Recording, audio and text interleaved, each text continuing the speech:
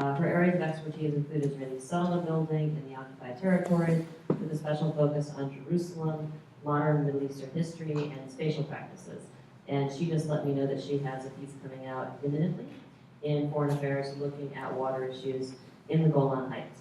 So I'm going to ask the two of them to come to the stage. They are going to engage each other in conversation for, I don't know, 15, 20 minutes. And when they're ready, they'll open it up to questions and further discussion. So with that, I give the floor to Ilana and Zena, please.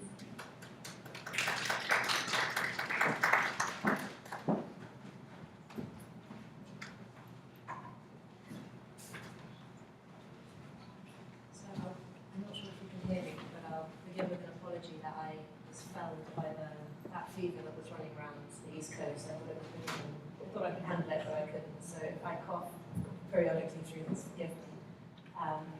So we had a little discussion earlier, and I thought that since Ilana has written this exquisite book that is so relevant to this political moment, that perhaps the best way to have this conversation would be for me to sort of ask, or throw a few questions up that came out from the book. Ilana and me will have sort of a short conversation and then open up to Q&A, which can be more targeted or specific, or go in a different direction together. So I know that there aren't copies of the book here, but I was lucky enough to check out some proofs, and it is cracking, so I'd encourage everyone to read it when it comes out. But just to link what you write about in the book, with the present political moment, I was wondering if you could talk about how much of a rupture this current political moment is with regards to Palestinian refugees and humanitarianism. Great, thanks, and thank you all for coming. I'm really looking forward to this conversation. And actually, maybe I should preface my answer to your question by saying just a sentence or two about what I try to cover in the book, because that'll help make some sense of my answer. So this book is an exploration of the Palestinian refugee experience living with humanitarian assistance for 70 years. So basically starting with 1948, and when I was doing the research, which I did over the course of basically a decade, I would say it's 48 to the present. But in fact, now there is kind of an ending point, because the book doesn't really deal directly with the effects of the Syrian conflict on Palestinian refugees. That was kind of unfolding as I was doing my research, but that kind of provides an end point. But I was trying to understand several things. One, the dynamics of long-term humanitarianism. That is what happens when a form of intervention and response to human suffering and need, which is self-conceived as being a crisis response, has to extend over decades, has to deal with chronic need, has to deal with things like old age, the infirmities of aging. And the Palestinian case is sort of an exemplary instance in which to look at these things, but it's not in fact exceptional, and I imagine we'll talk about that. And then the other thing I was trying to understand was, for a community, Palestinian refugees, and a broader Palestinian community, where a humanitarian assistance apparatus is one of the most consistent features of life over those decades, and one of the things that joins communities that are dispersed across geographies. How does an institutional apparatus, a discourse, a space of living that is self-defined as non-political and neutral, and which has discomfort taking up political questions, how does that become a space in which people act politically? Because people act politically in whatever circumstances they're in. So these are the kinds of things that I was exploring, and looking at both the archival record and an ethnographic record. I'm a historical anthropologist, so I do sort of mixed methods research. I worked in the UNRWA archives and a number of other archives, and did field work in Lebanon, Jordan, and the West Bank. I did a lot of field work in Gaza earlier. It was hard to do now, and Syria is obviously not possible now. So that's the sort of framework. And so to think about the current moment as a rupture, I do have a bit of the sort of historian's hat, which is like, well, it's a little too early to say, right? Because moments often appear as ruptures, that when we have a little bit more extended time, we can see how they fold into patterns. And one of the patterns that Palestinians have experienced over these decades is and particularly in relation to humanitarian is a move back and forth between moments of crisis, which generate interest and response. Certainly generate humanitarian response, but I think we also know generate political interest, or people turn their attentions to the question of Palestine and to a Palestinian plight. And then moments of kind of stasis, some of which have seemed hopeful, and some of which have seemed desperate. And we have sort of in the last decade, I would say, been in kind of mostly in the latter, and a move between kind of crisis and desperation is sort of how it has seemed. And certainly I think the Trump administration's departure from standard US policy, when I think, so I'm answering your question in some sense by saying I'm not sure, because I feel like this is also the question we have to ask about everything that we're confronting in our current moment, not just about Palestine. Is it a rupture, or is it an intensified expression of trajectories and political phenomena that we've seen for a long time? And I certainly think with many of the things that we see in our domestic political sphere, that I certainly experience them as a shock. But when I step a little bit back from my immediate feeling, I can say, well, actually, I may think that they are dangerous and I may oppose them politically, but I can see that they don't come out of nowhere. They are not necessarily a rupture. They're part of a long-term process. So in some sense, the withdrawal of support, political support for Palestinians, I think is a process that has been going on. The most significant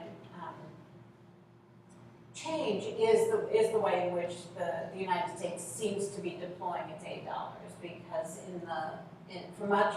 across multiple administrations, aid dollars seem to be deployed as a sort of counterweight to inaction on the policy side, or lack of pressure to change anything on the policy side. And that for the moment really does seem to be changing. But I think we'll have to see in a few months, where things land.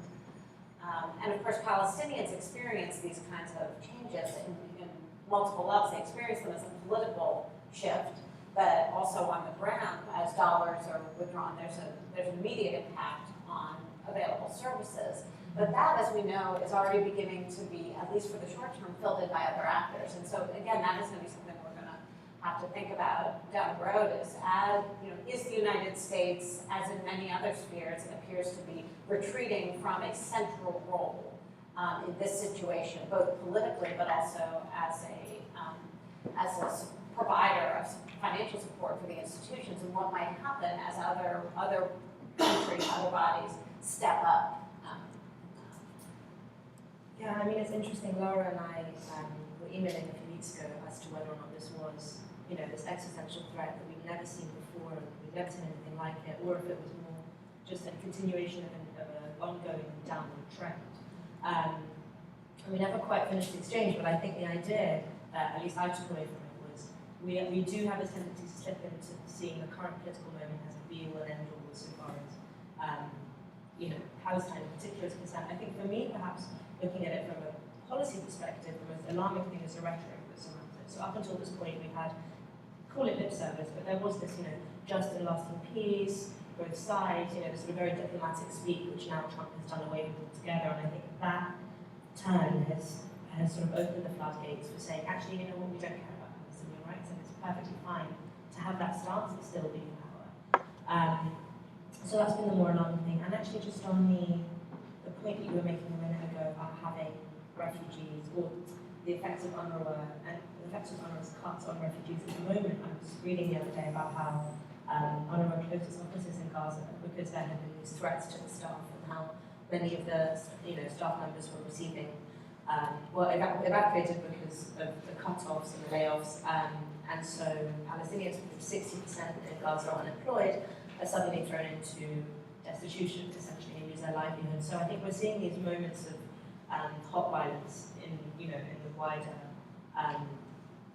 the wider trend of Palestinian dispossession. I know, just to add to that, so it is notable, this tension between UNRWA and refugees caused by an outside actor. But that too we see over time, right?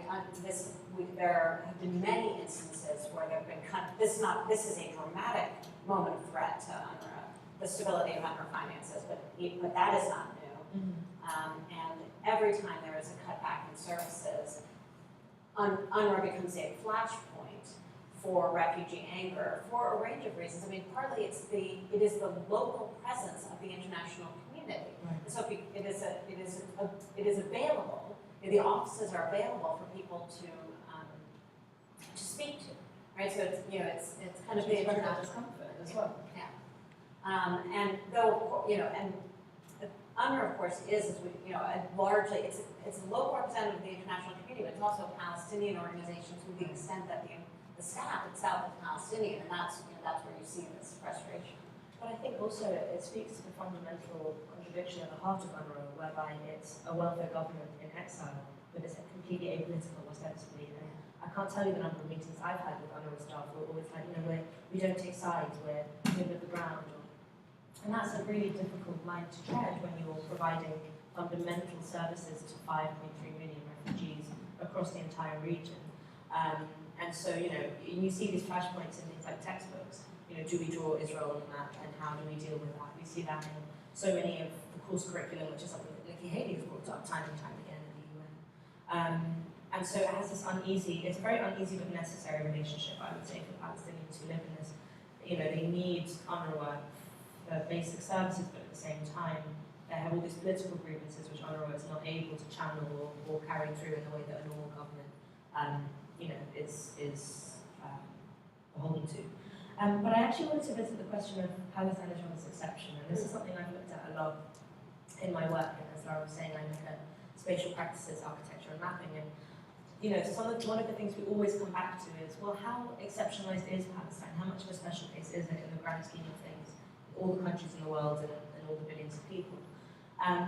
And of course, one of the biggest arguments, Trump made a number of preposterous arguments as to why to cut aid to UNRWA, but one of the most common ones we heard was that UNRWA actually perpetuates the refugee crisis. By passing down claims to descendants, you've kept this right of return alive, which is, of course, the right of Palestinians to return to their homeland according to Resolution 194. And so, in that context, I was intrigued by how actually Palestine is exceptionalized, not just by Israel, who says it's being singled out, but also by, for Palestinians who see Israel get 3.1 billion unearmarked $1 billion in aid every year. So to the extent that we can understand exceptionalism with regards to Palestinian refugees, I was wondering if you could talk briefly how, in the ways in which Palestinian refugees and aid has been exceptionalized in this case, and if you could link it to other refugees worldwide, or refugee-ship as an existence for other people worldwide. One thing, when you're a scholar of Palestine, you have to confront this question of the exception all the time, because people often cannot hear an analysis of Palestine and think about it as relating to other things. People are so assumed that it is a distinct, sui generis kind of case. I remember actually when I was applying for a grant to do this research, and I got the grant in the end, but there was one reviewer who basically their response, they didn't want me to get the funding, and the response was, well, a study of humanitarianism is fine, but why study it in this pathological instance? And Palestinians are not refugees, they're not going home, that where they live are not camps, they don't look like tents. And all of that, leaving aside what I assume is a pretty strong political intent behind those comments, it's just a complete misunderstanding of the nature of displacement, the nature of refugee camps around the world, the meaning of what it is to be a refugee, right? And the Palestinian case actually lets us see those things. It is on the end of the spectrum in the longevity, at the length of the protracted displacement. But protracted displacement is a majority refugee experience. Right? The UNHCR, before the Syria situation, I think their statistics were that about 2/3 of refugees were protracted, and that which is over 5 years being displaced. And I think that that's likely to happen from the Syria situation as well. I also read that the average life that one spent, or the average time that one spent as a refugee is 17 years. So when one leaves, there's always the assumption that it would be a short-term reality, but it's actually a 17-year-long state of limbo. Right. So that is a tension for humanitarian response to deal with that long-term condition, right? It doesn't fit well with how humanitarianism is kind of structured in principle, but it is common that people experience that. Which is not to say, I spend a lot of time trying to say the Palestinian experience is not outside the realm of comparative analysis. It speaks to other situations. There are many, many long-term refugee conditions where people confront similar kinds of issues. But there are, of course, ways in which this situation is distinctive, like any situation. But one of them, and provides the entry point, I think, for the Trump administration and for Daniel Pipes. I mean, I kind of think that the current moment is the instantiation of the long-term effort of people like Daniel Pipes to try to undo the Palestine refugee as a category. But the fact that it is a different category provides a kind of entry point. The current kind of general definition of a refugee, which emerges out of the 1951 Refugee Convention, which was not, in fact, a universal category when it was established. When it was established, it was limited to events in Europe and events that happened prior to its signing. Right? It was not imagined to cover the globe. There was 67 basically an amendment that expanded that category. But it does create the idea of a generic refugee. Prior to that, and so there were refugee definitions and refugee response mechanisms that developed in response to particular situations. So Palestinians were not exceptional at the time in having a response that said, what is this kind of refugee and how do we respond to it? That had been the way that refugees were dealt with. So they're a bit of a remnant, in some sense, of an earlier era. But one of the consequences of this distinction is that the UNHCR and the convention definition of a refugee is focused first on the question of protection of refugee rights, a right not to be returned to a place where you experience violence. In the Palestinian case, there were meant to be two bodies to respond to this circumstance. UNRWA, which was a service relief agency, and the UN Conciliation Commission for Palestine, which was meant to address matters of restitution, return, the political questions. Of course, the UNCCP has never been able to operate, so Palestinians have the circumstance of basically having, for many decades, having no protection mechanism. They had grounds to claim protection through UN resolutions and other kind of international law, but not a mechanism, not an institution that was responsible for rights protection. UNRWA has expanded its mandate to include protection, partly as a result of pressure from refugees. But that's a genuine distinction that Palestinians have had from other refugees, that they, for a long time, were kind of without protection. And the definition of a Palestine refugee that UNRWA operates with, which is authorized by the UN General Assembly, is one that was designed to determine who was eligible for relief.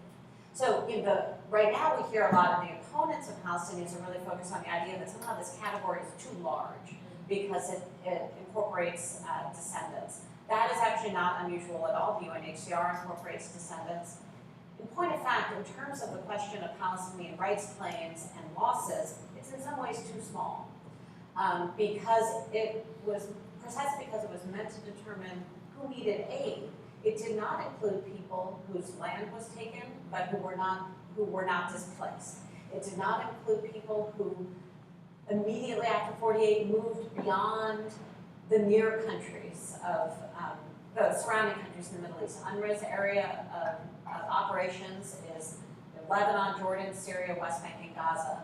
Initially, it operated in Israel, actually, and very briefly it had an office in Iraq. But if you were displaced and dispossessed and went further afield, you wouldn't have been registered with UNRWA from the beginning. So there actually are constituencies that were not included in the definition of a refugee who have political claims to restitution and to return. So that argument that there are too many refugees is, in some sense, is in a range of ways facetious. I think it also twins the idea of Palestinian refugees only existing within UNRWA, and so what that does is the idea of, well, if we kill UNRWA, then we'll kill the refugee, or the concept of the refugee. But actually, I think, at least from my understanding of it, is all you're doing is shooting the messenger. A Palestinian refugee will remain a refugee, whether or not the agency that supports it and maintains it is there or not, or compromised or not. And it was actually, as you opened that, you were talking about, well, they're not intense in the anecdote you gave. I was reading a lot about this as to how the dilemma that people who design camps have, because they don't want to design somewhere, if you're an architect, you want to, the whole point of your project is longevity, right, and durability. You don't want to build something that's sustainable and durable and long-term for an ostensibly transient population. And yet here we have this over time, a kind of ad hoc urban planning, which is kind of, it's very vertical in form. I don't know if any of you have been to refugee camps in Palestine or in the region, but every layer of, every floor in the house is sort of added on as if it's an afterthought because it can't expand outwards. And so you see the way in which kind of the temporary permanentness of the refugee condition has been manifested, not just in terms of people's lives and their livelihoods, but actually their built environments and the way in which they exist in space physically. So I'm aware that we'd want to go to Q&A soon. I kind of just have two perhaps interrelated questions. Excuse me. So you write about abandonment as a central feature of Palestinians, was a core tenet of Palestinians' sense of or their humanitarian experience. And I was just wondering if you could speak further to this feeling and explain its possible effects on these latest attacks that we're seeing from Washington and beyond. To answer that question, I want to say a little bit about how Palestinians relate to the humanitarian system and the humanitarian apparatus, what they, both politically and effectively, because Palestinians have a very conflicted relationship, not shockingly, to humanitarianism. There is both a concern that humanitarian aid is offered in lieu of political restitution and resolution, and a feeling that humanitarian aid is a recognition of international responsibility for political resolution and restitution. So these two feelings go together. So in terms of a political judgment, you find both across the community, but also often the same people feel both ways at different moments.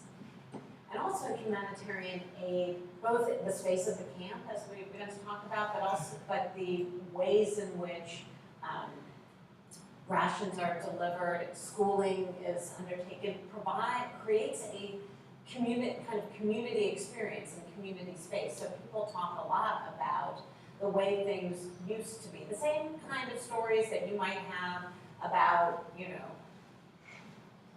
a childhood in any sort of place. Back in the day, this is what our neighborhood was like. This is how we related to each other, and I miss that, or I lament that loss. People have those feelings about aid experiences. I heard a lot about what people call the makam, which was the distribution, food distribution center, where children especially would have meals together, and that was as a service mechanism went away over the decades. And even people who never experienced it talk about it all the time as something that they've lost as a space of sociality, because it brought people together to eat together. It made people feel that there was a kind of shared experience going on. So there's some sense of loss that comes through change, inevitably. But people also feel, as your question, specifically abandoned and targeted by the withdrawal of services. And this current instance, I think, highlights that they are not wrong to feel that way. That service withdrawal has been a mechanism by which and through which people have tried to insist that, to try to derail a political project, right? To insist that people either settle where they are, turn their political aims in a different direction. And certainly people are aware that UNRWA's budgets, which are provided by volunteer contributions by, and until recently, majority of the United States, are a political decision. So, even though this is one of these places where you get a confrontation between refugee recipients and UNRWA people will say, well, we're just trying to work with, and they're not wrong when they say, we're just trying to work with the budgets that we have, and we have to, provide less of this or pull back on jobs or not provide the services required because we don't have the money to do that. It's a technical problem. We don't like it, but we have to confront it. And refugees respond to it as a political action. And both of those things are correct because it was a political decision to withhold or to under-support the budget, not from the UNRWA employees that people are confronting, but from the wider community. So Palestinians are both very sensitive to and acutely aware of the fact that these kinds of services are part of a broader landscape where lots of actors are trying to control their destiny. So I guess just teasing that out, and this would lead me to perhaps my final or penultimate, if I can get away with it, question, but about political claim making. And you talk a lot about the politicized nature of the claims that Palestinians are making and the tension that this falls into with regards to UNRWA and the aid that they receive. So on the one hand, you highlight how a lot of it is sort of linked to the national project, restoration, return, liberation, emancipation. On the other hand, a lot of it actually aligns with what the host countries are saying in terms of improving services, ameliorating, their quality of life and that sort of thing, which might, in some cases, particularly looking at the regional spread, cause this, divergence, or I wouldn't call it a rupture, but definitely a bit of a schism with the wider state-making or nation-building project. So if you can, and I know it's a big question, but I was wondering if you could just talk about what the nature of these claims look like, and perhaps give some historical examples of where they've either been upheld or undermined. So one thing that is very clear from the historical research that I've done is that Palestinian refugees, from the very early moments of displacement, were asking for not just assistance, but restitution, right, and return. Right? So we often think that moments of crisis are politically disabling, and they certainly constrain people's political action. But these moments of great crisis have never been evacuated of what we might what we would recognize as kind of national politics. And people have, over the years, very much paired claims for political recognition as a national community, recognition as a community with rights, with claims for assistance. I mean, they pair them in multiple ways, both saying we need both of these things and we demand both of these things, and seeing them as connected, right? Because people see the provision of services and the provision of aid as a recognition of that kind of responsibility. But there is indeed a tension there, I think, because and it manifests differently at different moments. There can be a tension between refugee politics, and by this I mean on the ground politics, not political movements so much, and the national leadership and political movements. From some political perspectives, to ask for a better life now in Lebanon or in Syria or wherever you are in exile can be seen as being certainly in tension with and potentially in contradiction to your capacity to make claims for your fundamental demand for restitution and return.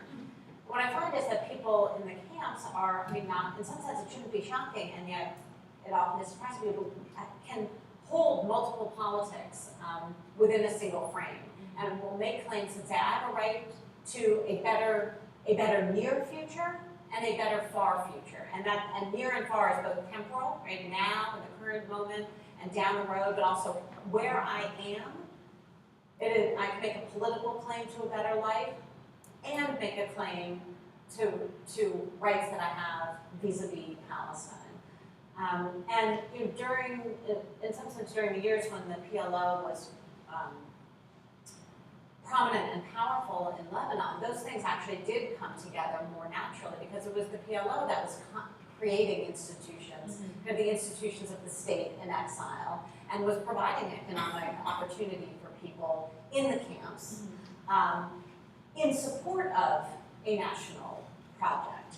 But at other moments, it's in greater tension, and certainly host countries, Lebanon is most notable for using the language of Khawtin and the idea of settlement that the Lebanese government, the Arab governments need to support the Palestinian right of return as an argument against granting them civil rights and opportunities in Lebanon. And what I think most refugees would say is, we can have both, and those are not in fact contradictory. We can unionize without losing a homeland. Yes, exactly. So I guess this brings me on to my actual final question, and it's one that I think is the most important question or subject that I hope we'll explore today, and the wider conflict in general. And I think that this is a question of right of return. Now, I know what my reading has been of this current administration, but also just a more of a holistic historical overview of the conflict, is that right of return is the fundamental sticking point, and of course begins in 1948 with the foundational moment of Israel's creation and Palestine's destruction, but also every iteration, every political movement has centered right of return front and center, and it's certainly what Palestinians and exiles work towards. I think it's what I work towards as a Palestinian living outside Palestine. So from that perspective, with regards to just what's happening in this current administration and this new world order, if you can call it that, but also with events on the ground, I think it's important not to get so enamored with what's happening in the West, to actually forget, the peaks and troughs of what's happening on the ground. Taking those two things together, where does right of return stand today, and also is it something that that we'll see? Do you think it's something that Palestinians will compromise on in any sense going forwards? So the last one's a big question, but let me respond back also, but maybe going slightly back from the current moment, because I think you are quite correct to know that one of the key confrontation points in Palestinian politics and Palestinian internal politics, but Palestinian political claim making has been around the question of the right of return. Not just its actualization, but what they've been faced with is a 7 decades long effort to remove the question from the table, right? So basically say this is not a political question, right? Some people may still talk about it, but that's a fantasy. That's the recalcitrant, the extremist, right? What are the politics of Palestine? They lie elsewhere. I mean, that has been, I think, one of the things that they've been confronted with. And actually, the Oslo process was Palestinian acceptance, at least provisionally, by the leadership of the fact that the right of return was not the central political question. The central political question was the establishment of a state. 22% would satisfy that requirement. And there was a fairly immediate response from the wider Palestinian community, refugees nearby and elsewhere, that in objecting to that narrowing. So there is, it's a flashpoint and point of confrontation between Palestinians and others, and within the Palestinian community about how to center that. And I've actually been struck recently by what seems to me this a kind of double move. On the one hand, things could barely be gloomier, for when you think about the landscape of Palestinian politics in the sense of opportunity. Both there's a leadership that seems utterly incapable of confronting the forces that confront it and imagining a new kind of political way forward. And at the same time, there's all sorts of other grassroots efforts and efforts emerging from different places to try to enact different kinds of politics that actually are having an effect, I think, of making the right of return not more likely or near, but returning it to the political stage in a way that it wasn't before, right? One of the things, interestingly enough, in targeting UNRWA, people are talking about the right of return. What are we targeting? We're targeting the right of return. I think a decade ago, that wouldn't have been what people were talking about when they were talking about controlling now I am sort of returning to the U.S. context. So it has been centered again. If I could just interject quickly, I actually don't think that's just with regards to refugees. I've been seeing this in sort of since Trump in particular, just because he's the most obvious, but a wider trend has come to power. All of these cuts, or all of these attacks on these final status issues, settlements, water, refugees, Jerusalem, have brought discourse back to the table. Sorry, that was previously unimaginable. And so what we saw during, the conversations regarding Jerusalem wasn't, does Israel have a right to Jerusalem, or is, a unified Jerusalem Israel's capital? It was, what are Palestinians' claims to Jerusalem? What happened to Jerusalem in 1967? And, what is the international community's responsibility to Jerusalem within the history and politics of it? So that's just on the one hand. And I think, if we understand refugees in a similar perspective, which is in attacking the very core essence of Palestinian grievances, what Trump, or not just Trump of course, but what a lot of one of those who want to dismantle UNRWA, what it's done is reinserted things into the conversation previously were unimaginable. And actually I think as well, if we can draw a parallel to what's happening right now with the BDS movement, we're seeing this as well, whereby previously people didn't want to have a conversation about Israel's apartheid state, or segregation and other trends that we're seeing across Palestine and Israel. And now what's happening is, BDS has become such a flashpoint. Israel has dealt with it so aggressively, as has the US with the string of sort of anti-boycott laws passing through the country. But what you start seeing is a frank conversation by people who previously would never have engaged with the concept of apartheid, actually saying, is Israel an apartheid state? And so in many ways it's speeding up its own sort of, unraveling in many ways by bringing things back onto the table which were previously unimaginable. Can we take it to Q&A? I think that's a good shout. I'm happy to point if that works. If anyone has any questions. So, Let's just wait for the mic.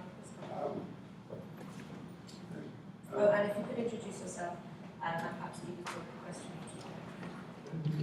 Oh, and just keeping it, making sure there's a question mark at the end. So I'm Jerome Siegel, president of the Jewish Peace Lobby, and I had an experience a number of years ago working with refugees, and I was wondering if you could sort of maybe comment on it. But basically, it came out of focus on the negotiations, and I think you probably remember the vagueness of how the API dealt with it and so on. And I had this idea that it would be very powerful if there was a refugee peace initiative that sort of filled in the blanks of the API, something that came out of the refugee community and dealt actually with what actually, in terms of the negotiations, would be adequate from the point of view of the refugees. And the background was what you were saying, which is that the PLO leadership itself had completely minimized the refugee issue and essentially abandoned it. And I found a lot of interest on the part of individual refugees in working on this and creative ideas and so on. But when it got right to the point of going public with something like this, an initiative like this, everybody balked at the last moment and nothing would ever happen because of fear of crossing a line about right of return in some sort of maximalist sense that was operated inside the refugee community. And to me, it seemed as if what it resulted in is a kind of sort of self-imposed irrelevance of the refugees themselves to the last 20 years of negotiations, whereas in fact they could be a tremendously powerful force in those negotiations if they would get realistic again. I was just wondering if you could address sort of the dynamic inside the refugee community that prevents a kind of actual engagement with the gap that the PLO leadership has created by not taking seriously the refugee issue? One of the challenges, I think, is that Israel's position has been completely rejectionist on this point. And I don't even, when I say that, I don't even mean that they reject the idea of refugee return, that they reject the idea of talking about refugee return, and they reject the idea of grappling with 1948. So when you imagine, having a negotiation over the question of how to address the question of return, you need, if it's a negotiation, you actually need two parties engaging in that. So I can see a tremendous reluctance on the part of one party, refugees or Palestinians, to pre-concede a set of issues when the Israeli government's position is, this isn't an issue. This isn't something that we need to confront. So, in some sense, I dodge, because I don't have an answer to the question of what, would Palestinians ever concede? But I think if you actually, as we know how politics works, if you're actually engaged in real, and I think the so-called peace process is pointless in its current configuration, but if there were actually ever a substantive effort to confront the question of 1948 and how do we move forward from there, what the resolution would look like, I think, is completely unknown. And I certainly, while there is a political position that Palestinians will say that this is an inalienable right, it can never be negotiated away, everything can be negotiated in its form. I have no idea what the outcome would be. But you need to actually be having that negotiation that this is, one, that this is a real thing that happened, that Israel has a responsibility for it, and that people have rights. Then the question is, how do you come to a future that recognizes all those things? And I don't know what that future is, but we're not at a point where those foundational principles have been recognized. And so, I think it makes it difficult to, present a platform of resolution when there's not a buy-in to the idea that this is something we need to be talking about. And so I think that is what has been happening recently, is this effort to push it back, effort by Palestinians and maybe accidental, on the part of some policymakers, but to make it a matter that has to be confronted politically. And then from there are the conversations about what is the resolution that comes out of that confrontation. I completely agree. Understanding the full effects of 48, so that in their totality is the only way to actually have anything approaching a just negotiation. Yes, let's take this gentleman a little bit. Howard Sonka. I was the USAID director in this country process during the end of Bush administration, beginning of the Obama administration. And I also had experience dealing with refugees as director of missions in Albania during the Kosovo crisis and in Bosnia. That was 12 years ago. Not really doing refugee work, but being very much involved in what we were doing. So I appreciated, Ilana, what you said. It's great to see you.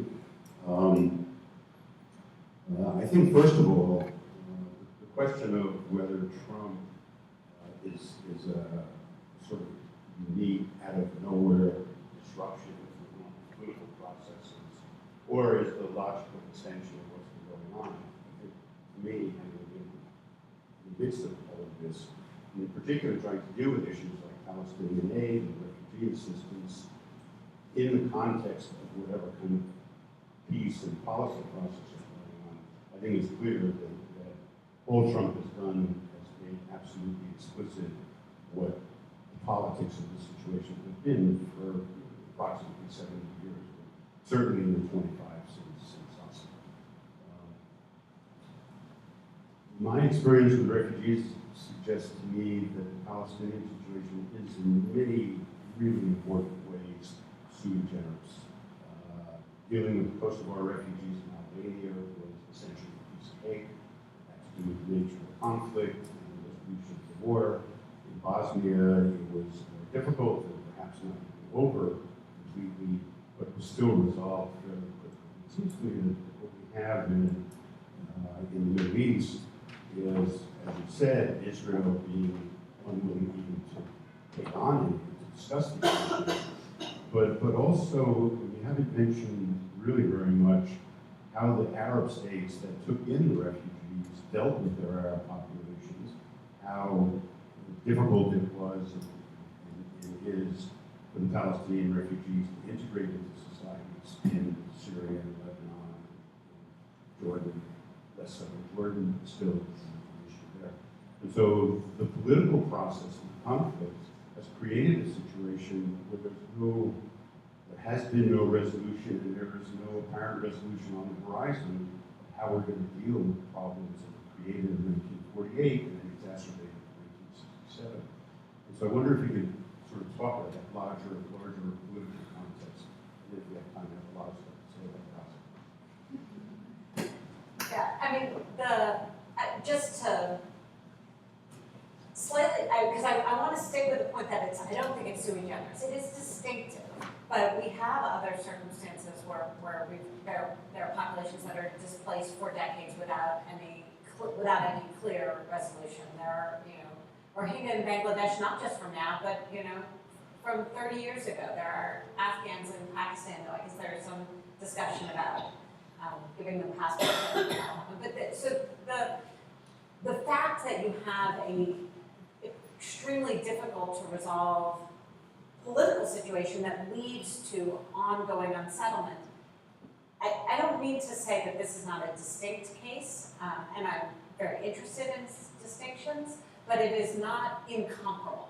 Right? And that's one of the things that I've struggled with, both politically and analytically, is that people want to see it as there's nothing to learn from here for other circumstances, and vice versa. So I want to sort of insist on that point.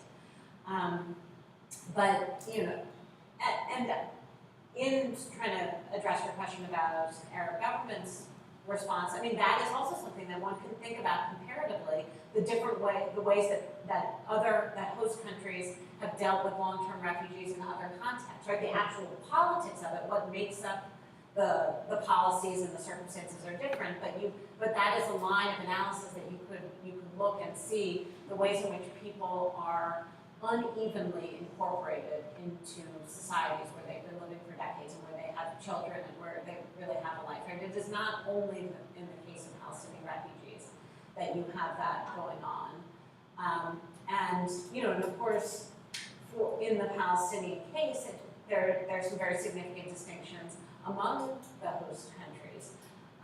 As people I'm sure know, right, until the recent situation in Syria, Palestinians were very well incorporated into the society with opportunities and restrictions, very much like Syrian citizens without that citizenship.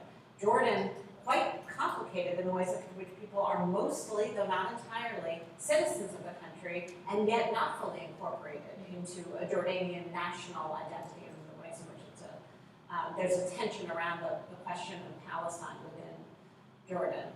And obviously Lebanon has been historically, mostly historically the most difficult place to be, though for the years that the PLO was powerful in Lebanon, it was the sort of vanguard of Palestinian nation building.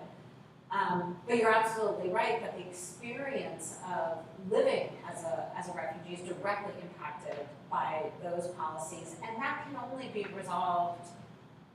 Well, I was going to say it can only be resolved globally, though. There are lots of efforts to pull off pieces of that. And I just would like to sort of address the latter part of your comment or question about sort of I'm looking at talking about early in the foundational moment. I think in large part it's because there hasn't quite been a conversation about what Zionism was like in the 21st century, and I think this is something that I know it's murky water and I don't want to wade too deep into it because we will get lost, but I just think that, at least the way Zionism practiced or executed in Palestine and Israel over the last 70 years has been one of Jewish supremacy. So if you're, it's an ethno-religious structure whereby Jewish Israelis have sort of superior to Palestinian, Arab, Muslim, Christians. And so obviously within that framework, of course, Palestinian refugees don't have a place, but I think we are moving towards a conversation whereby Zionism is challenged and is sort of, engaged with, and particularly what happened this summer with the nation-state law being a prime example of Israel at crisis, and the crisis point of not being able to address its own national identity beyond that of elevating its Jewish nature over its democratic nature. And I haven't yet seen Israel grapple with that internal conversation. But I think when it does, that's when the question of refugees will have more place within the internal discussion. So let's go.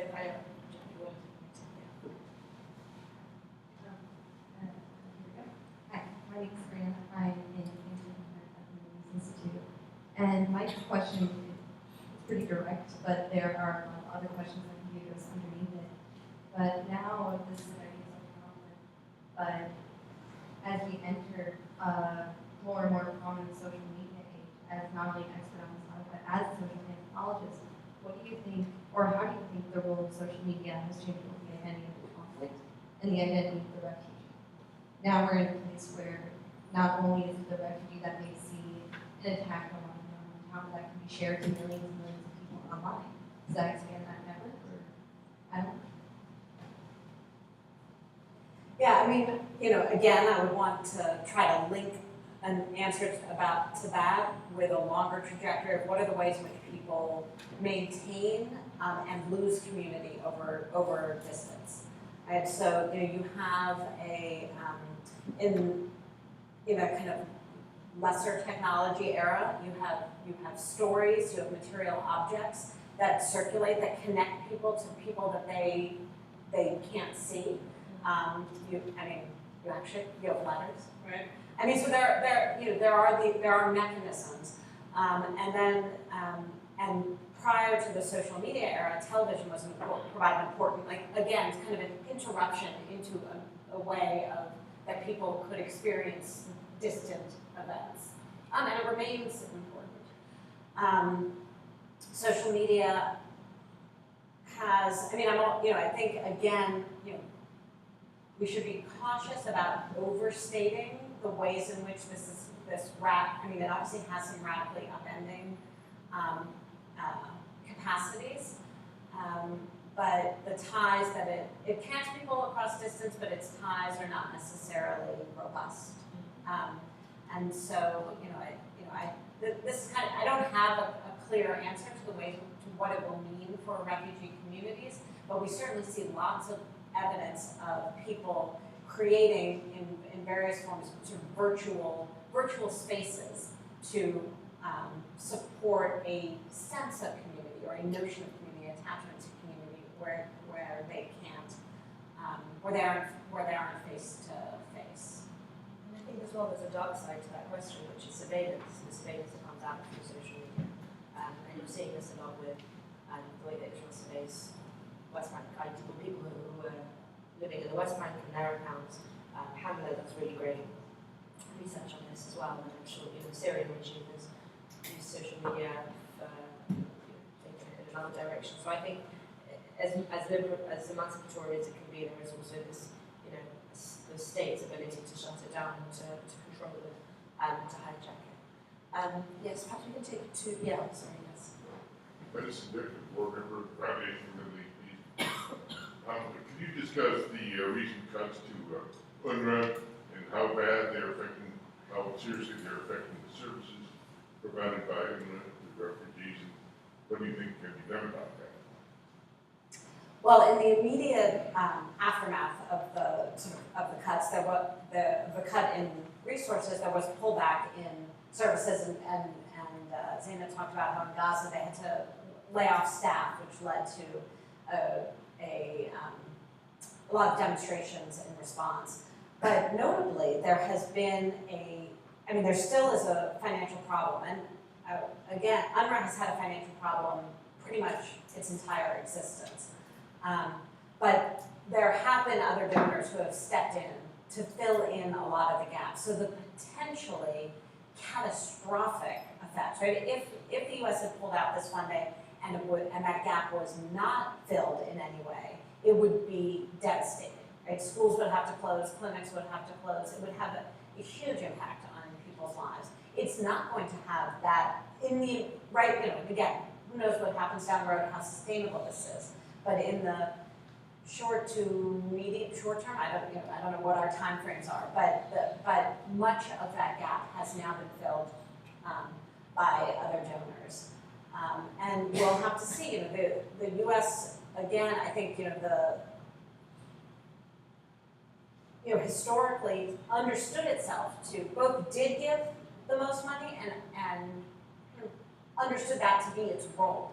And the question is, how, in thinking back to the sort of crisis to stasis, this is a crisis moment. So it's relatively easy to raise money, right? UNRWA says, if we don't have money, we're gonna have to shut down all the schools. That generates a response. What happens next year's budget, when there's not where people just need to keep giving, and maybe these donors will sort of take up this as their regular position. I mean, that is part of what the Trump administration wants anyway, is to not spend this money. I mean, I don't think that is the primary consideration, but there does seem to be a general sense that the U.S. shouldn't be spending money on anything else, anybody else. Yes. But so we'll have to see. But I think at the moment the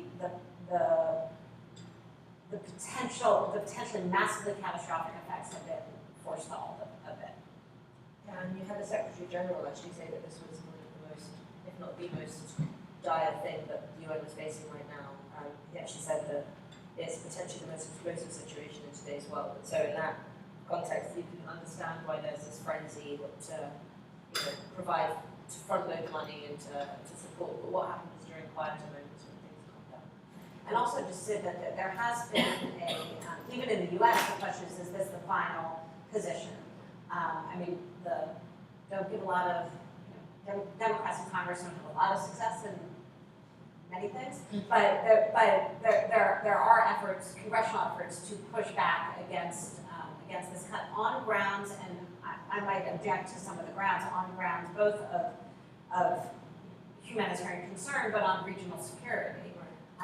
And those arguments over time may prove to be persuasive. This gentleman at the front end of the meeting, I also saw a question about, I don't know if it's managed or. Could you compare and contrast what UNRWA has historically done with what U.S.-based charities such as the United Palestinian People have done? I mean, have they done different things? Have they complemented each other? Does UPA intend to take over anything that UNRWA doesn't have the funds to do? What's the story? I can just say, well, there's no other UN agency or any other agency, to my knowledge, that has the scope or the power that UNRWA does. I mean, no other NGO could run 700 schools. So I think just in terms of scale and size, UNRWA is kind of in a league of its own. And in terms of the number of Palestinian staff that it employs as well. So I would just say, I feel like we're kind of talking about apples and oranges in that sense. And also a lot of US-based charities, or just charities generally, have a mission. They're either faith-based or they have a political sort of underpinning. UNRWA is expressly apolitical, and so there are real contradictions between the two. And I think just both the scope and the history of UNRWA really sets it apart from any of the other work that's going into it. Although the US has also just cut aid to other, to Mercy Corps has been suffering, and Aaron has also been suffering. They just cut off aid to hospitals in Jerusalem. So we'll see the effect that will have on other NGOs and charities working in the region. But I just think that seeing them or sort of trying to put them in some sort of balanced category, I think is I mean, one of the things that I looked at in this book is the broad, UNRWA is the center of my analysis because it is the largest, most consistent across all the fields and across all the decades humanitarian organization, and it provides the most extensive services. But in every time and every place, there are lots of other there are at least some other organizations. In some moments, lots, and in other moments and places, fewer. But UNRWA always occupies a field with other organizations. None of those organizations can take the place of UNRWA, right? They don't have the capacity.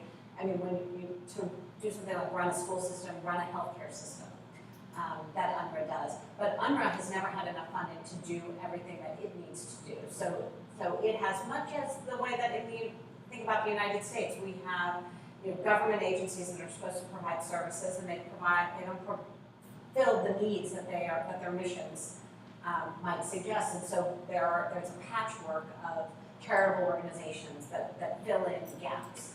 And so some of that is what you see in the context of Palestinians, and they work. They've worked cooperatively. For example, where in the 60s, UNRWA was providing schooling, but didn't have the funding to provide students with uniforms for the schools, which they needed. And so they worked with the the League of Red Cross Societies, the International Federation of Red Cross Societies, to try to get donations of clothing to come in, because that fell outside of UNRWA's budget. So, it doesn't, I don't want to create a picture of kind of a seamless whole, like everybody, therefore all the needs are met, but there is a consistent condition over 70 years of UNRWA at the center and other organizations with different missions, doing with different focus, both in terms of areas of work, a health organization versus a food organization, also different kinds of motivating reasons. But there has never been a time where where it has been UNRWA alone in the field. But without UNRWA, none of these other organizations there's nothing that is available to fill UNRWA's place. In Gaza, whereas UNRWA serves 70% of Gaza's population, so to even imagine another agency coming close to being able to satisfy the need of Palestinian refugees in Gaza is out of the question. Yes, Thank you. My name is Lori Mosher. I'm with UNRWA USA.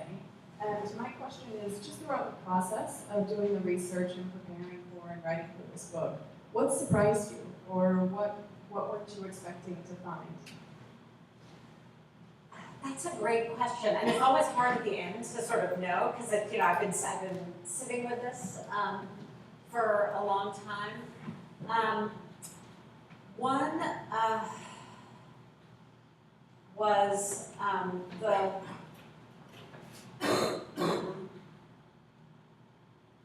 have to come up with an answer to this question as I do book talks, because it's a very good question. But I was struck by I didn't really have I had a question about how does humanitarianism extend over the long term, but I didn't really have an understanding of the ways in which this movement between crisis and chronic conditions would shape the dynamics of aid on the ground, and it really is kind of at the center of people's practice. When you extend into conditions where, and you often have, in recent years we've had a lot of repeating crises, but there can be there can be many years of just sort of chronic need. Humanitarian organizations sort of lose their way, and there's a sense that people are committed to providing aid, committed to presence, but don't really know what to do. How the centrality of the question of how do you help people when they are not at immediate risk of dying, and when there's very little that you can do to dramatically change their lives. How central that was to the long-term experience of humanitarianism, I guess, was not something that I had anticipated before I began. And of the ways in which humanitarianism, which, you know, in my field, in anthropology in recent years, and this may or may not be surprising to people who work in other fields, humanitarianism has been a subject of a lot more research, but the subject of a tremendous amount of critique, right? You know, and that has been really the focus of a lot of work that highlighting the ways in which a humanitarian response to the world's problems is an inadequate response. And I think in many ways it is. It's just not to target humanitarian actors, but you know, that is our framework for responding. And so I was struck by actually the ways in which, given all of those limitations and the ways in which it does impose, you know, entering into a humanitarian system does impose and create restrictions on recipients, just how vibrant a political space it is for recipients at the same time. And the kinds of things that people are able to do within that space was striking to me. Sort of a dodge. Yes. Good morning, Shay. Good morning. I wondered if I understood you correctly. I think you said in the beginning for Palestinian refugees there were issues around humanitarian assistance and then the political end. And ironically, that seems to fit into what Trump is doing with saying, you're not playing, so I'm cutting off any humanitarian aid. I'm sorry, can you maybe? Well, the Trump administration is now saying we're not giving the Palestinians any aid because they're not going along politically with what we want to do. And I think you said in the beginning the Palestinian refugees wanted both humanitarian assistance and they were looking for some kind of political engagement as well. So in some ways it sounds as if ironically now the Trump administration is trying to use that to their advantage.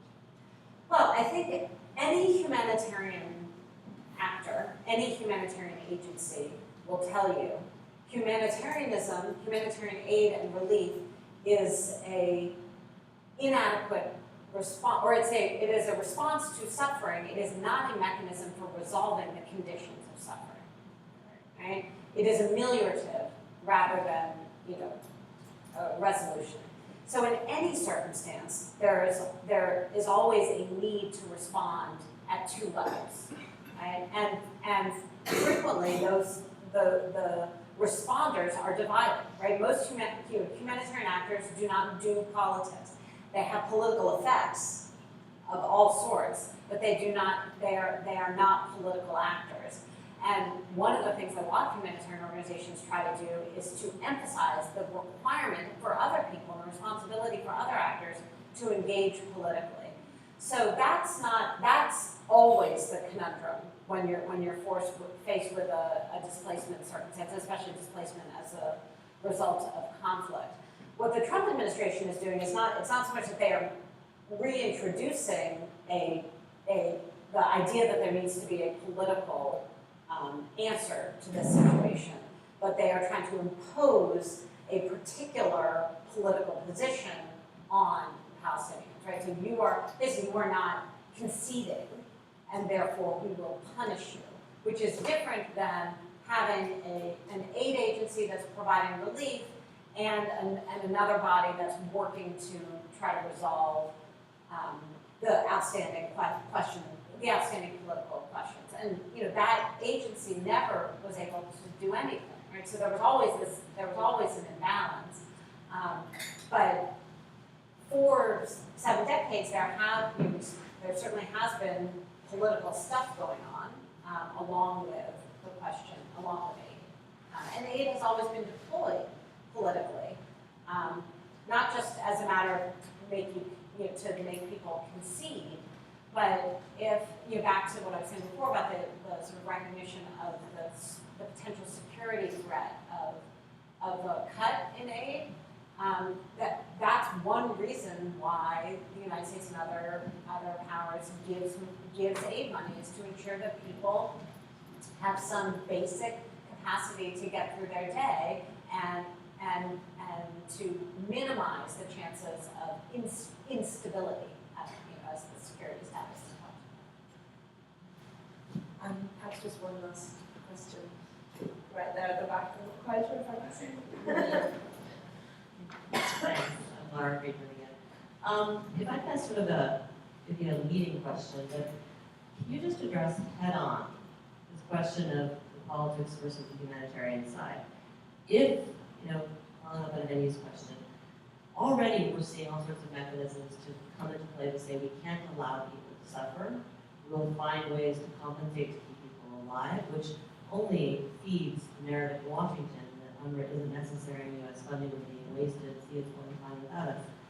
But, if you follow along the Daniel Pipes type path, which says we erase the Palestinians as a political issue, we erase Palestinian identity, these are now just generic Arab people who need humanitarian assistance, and we address it in that context. What is the impact for people who are living in camps in Lebanon or somewhere else who are saying, okay, trying to balance between needing my basic human needs met and my right to self-determination, my right to my identity, my narrative. Folks in Washington are gambling that will be so strong that people will eventually just get over it, right? Which always strikes me as funny as an American Jew who for my whole life about how we never got over being cast out of our historic homeland, but 6 years on, 8 years on, Palestinians should get over it. But can you just speak, you've spent a lot of time on the ground, you've met with these populations, and you've surveyed other refugee populations. How does that tension between personal identity and narrative and basic meeting of human needs, how does that play when stuck at the center of the political policy discourse? I know. It's a great question, and there is a real tension, and people like Daniel Pipes are not, in some sense, tactically wrong to try to target them, right? They're deliberately trying to make it impossible for Palestinian refugees to exist as a political force by one of two tacks, by making people so miserable that they can't think about anything else, or by this process of dissolving the category. And Palestinians refugees have certainly seen, so again, UNRWA is not a political organization, but Palestinians have seen political importance as well as humanitarian importance in the existence of UNRWA. And for many Palestinians, now the political importance maybe even outweighs the aid importance, depending on where people are. People have seen UNRWA as a recognition of the existence of this community and of the existence of this community as having rights and the responsibility of the international community in some sense for those rights, in part because of direct League of Nations, UN involvement in this, right? It's not just a matter of, the Palestinians would argue, and it's not just a matter of concern for humanity, that there is some international responsibility for Palestinians, but that the institutions of the international order were directly involved in leading to their circumstances. And so UNRWA has been seen for people as a symbol of that. But also people have asked of UNRWA, and this is a space of tension between the organization and refugees because UNRWA is a non-political humanitarian organization, so can only very partially respond to people's demands that UNRWA have, in some sense, a representative function, right? That it speak for them politically, not so much in terms of what are the particular political outcomes, but speak to their political existence. And so, so it's not an accident that UNRWA has been targeted. What I'll say is that over the decades, what you see is that people make both demands, understand their needs in both frames, and this is not the first or only time that people have been under tremendous stress, right? Economic stress, opportunity stress, resource stress. And the Palestinian political identity and political community has not dissipated. But that that's not to say that people in camps and on the ground are not concerned about that, because, you know, and this is prior to this most recent kind of set of decisions, and again, speaks to the way in which it is an outgrowth of a longer process. Lebanon, particularly, which is a very difficult place to be a Palestinian refugee, people would often say, or express concern that the sense of commitment and community as Palestinians was under intention, and that's for some people it was lost, right? In that we, rather than Palestine, what we want is Europe, because Palestine is impossible, and maybe Europe is only incredibly difficult, you know, as a place to go and be. So I want to recognize that this is a real source of tension for people, and there are real effects on people's capacity to organize and think and live in the communities that they want to live in as they're under threat. But as we look back over the decades, it's not the first time we've seen that, and the community has remained. So it's hard to prognosticate. On that very critical but slightly optimistic note, I think we'll draw the discussion to a close. Thank you so much.